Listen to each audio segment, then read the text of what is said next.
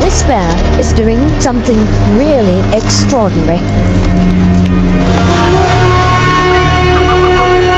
It's hard to imagine a place less suited to a polar bear than 300 meters up on a crumbling sea cliff. Guillemots nest here in their thousands precisely because it's so dangerous for land-living predators.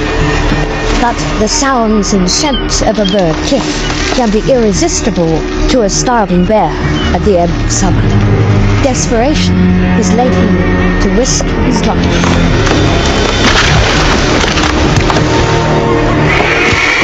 The only prize to be had, a few eggs and chicken. It is an extreme gamble.